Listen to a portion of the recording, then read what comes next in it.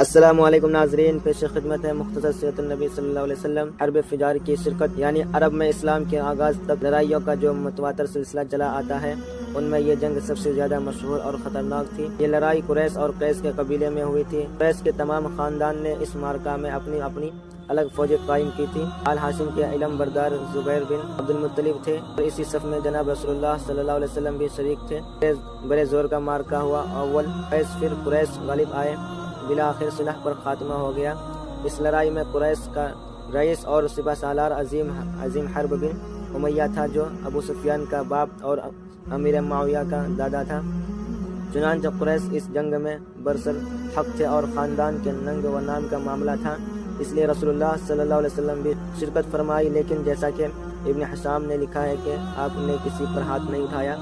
اس لڑائی کو فجار اس لیے کہتے ہیں کہ ایام الحرام میں یعنی ان مہینوں میں پیش آئی تھی جن میں لڑنا ناجائز تھا۔ حلف الفضول لڑائیوں کے متواتر سلسلہ نے سینکڑوں گھرانے برباد کر دیے تھے اور قتل و صفا کی موریثی اخلاق بن گئے تھے۔ یہ دیکھ بعض طبیعتوں میں اصلاح کی تحریک پیدا ہوئی۔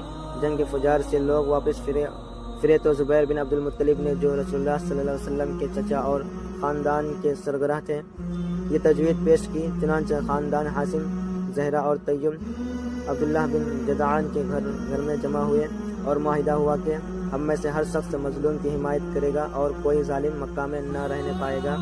حضرت صلی اللہ علیہ وسلم اس معاہدہ میں شریک تھے اور عہد نبوت میں فرمایا کرتے تھے کہ معاہدہ کے مقابلے میں اگر مجھ کو سرخ رنگ کے اونٹ بھی دیے جاتے تو میں نہ بدلتا، اور آج بھی ایسے معاہدہ کے لیے کوئی بلائے تو میں حاضر ہوں۔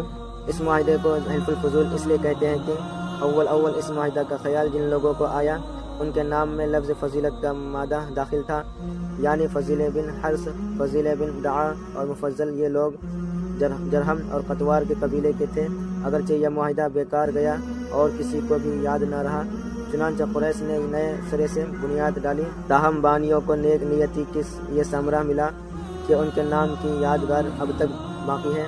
پھر ملتے ہیں اگلے نئے واقعہ کے ساتھ، تب کے لیے ویڈیو کو لائک کریں اور اگلے ویڈیو کے لیے چینل کو سبسکرائب کریں۔